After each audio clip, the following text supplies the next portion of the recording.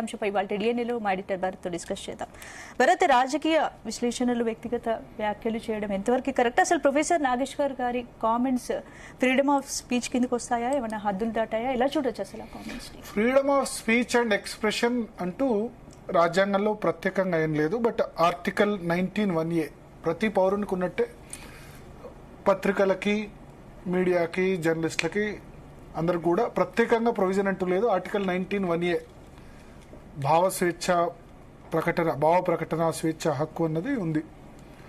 Professor Nageshwar గారు మాకు జర్నలిజంలో ప్రొఫెసరు. మేము ఉస్మాన్ యూనివర్సిటీలో జర్నలిజం చేసినప్పుడు ఆయన మాకు కూడా చదువు చెప్పారు మాస్టర్ ఆఫ్ కమ్యూనికేషన్ జర్నలిజంలో. ఆయన అంటే అపారమైన గౌరవం ఉంది. ఆయనతో విభేదించిన సందర్భం కూడా ఉంది. మేము ఆపరేషన్ సింధూర్ సమయంలో, ఎందుకంటే నేను జాతీయవాద జర్నలిస్టు, ఆయన కొంత కమ్యూనిస్ట్ ఐడియాలజీ. ఆపరేషన్ సింధూర్ సమయంలో ఆయనతో విభేదించిన సందర్భం ఉంది, భారతదేశ భద్రతా బలగాలు తర్వాత వాటి విషయంలో. సో ప్రజాస్వామ్యంలో ఎవ్రీబడి హ్యాస్ దేర్ ఒపీనియన్, అంతే కదా.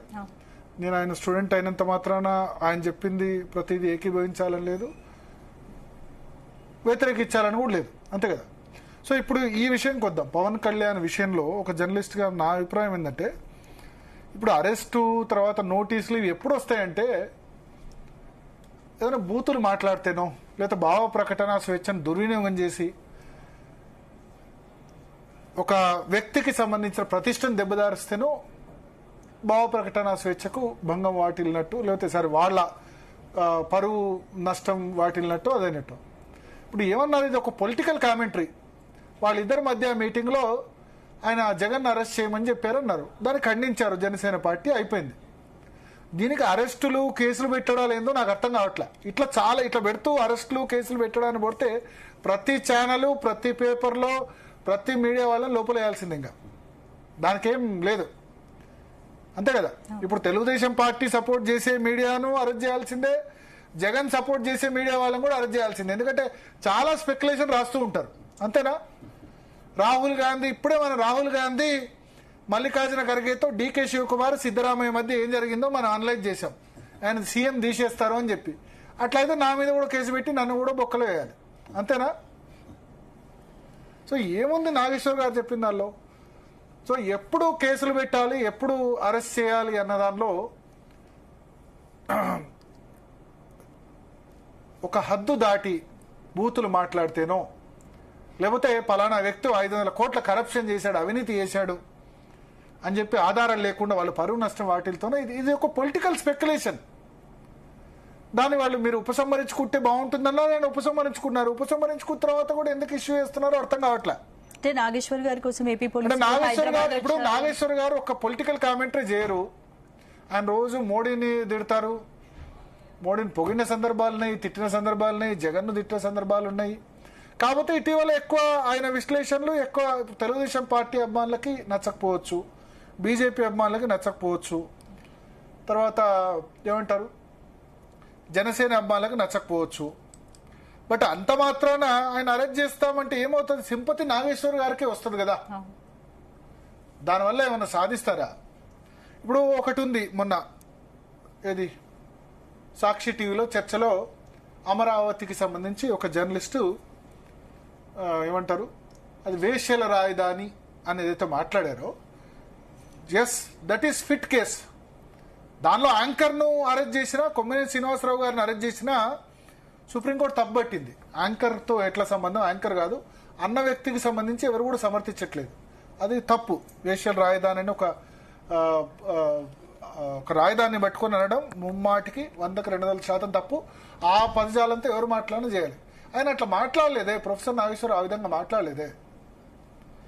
పవన్ కళ్యాణ్ కూడా ఎందుకంత సీరియస్ అయ్యారో నాకు అర్థం కావట్లేదు ఈ విషయంలో. కాకపోతే ఎస్, మీరు ప్రొఫెసర్ పట్ల అపారమైన గౌరవం ఉంది, అట్లాంటి కామెంట్స్ ఆయన చేసి ఉండరని అనుకోండొచ్చు. అయితే ఇక్కడ ప్రొఫెసర్ నాగేశ్వర్ గారు కూడా ఒకటి, ఆయన చాలామంది మేధావిగా భావిస్తారు, ఒక తటస్థ వ్యక్తిగా భావిస్తారు. కానీ ఇటీవల కాలంలో లాస్ట్ 2-3 సంవత్సరాల్లో ఆయన విశ్లేషణలు వైసీపీకి అనుకూలంగా ఉన్నాయని భావిస్తున్న సందర్భం. వైసీపీకి అనుకూలంగా ఉన్నాయి, టీడీపీకి వ్యతిరేకంగా ఉన్నాయని చాలా మంది భావిస్తున్నారు. ఆ విషయంలో కొంత ఆయన జాగ్రత్త పడితే బాగుండేది. ఎందుకంటే ఇప్పుడు ఆయన మా ప్రొఫెసరు, ఆయన పట్టుకుని పేటీఎం బ్యాచ్ అది ఇది అని మాట్లాడుతుంటే మాకు కూడా కరెక్ట్ అనిపించట్లా కదా కదా. ఇప్పుడు ఆయన ఇంటికి ఆయన even though is critical of Narendra Modi, Bharatiya Janata party out right గా వ్యతిరేకించే వ్యక్తి అయినా జేపీ నడ్డా పోయారు, భారతీయ జనతా పార్టీ జాతీయ అధ్యక్షులు. ఆయన ఇంటికి వెళ్ళి ఆయన కలిసి ఆయన సపోర్ట్ కోరిన సందర్భం ఉంది. సో ప్రజాస్వామ్యంలో డిఫరెన్స్ ఉంటాయి. నేను జాతీయవాదిని, ఆ ప్రొఫెసర్ ఆయన మా ప్రొఫెసర్ కమ్యూనిస్ట్. సో అంత మాత్రాన మనం ఆయన అరెస్ట్ చేస్తాం అది చేస్తాం అంటే కరెక్ట్ కాదు. ఎప్పుడు హద్దులు దాటితే అరెస్ట్ చేయాలి. బూతులు మాట్లాడే చాలా మంది ఉన్నారు ఆంధ్రప్రదేశ్లో, వాళ్ళని అరెస్ట్ చేయండి. ఇటువైపు ఉన్నారు అటువైపు ఉన్నారు. ఇక్కడ వ్యూస్ కోసం ఎప్పుడు బూతులు మాట్లాడరు కదా, పద్ధతి ప్రకారం మాట్లాడతారు కదా. లేదా డిఫమేషన్ వేయొచ్చు, క్రిమినల్ డిఫమేషన్ లేకపోతే సివిల్ డిఫమేషన్ వేయొచ్చు. ఇది ఏమవుతుందంటే అరెస్ట్ చేస్తే గనక రాంగ్ సిగ్నల్ వెళ్తుంది.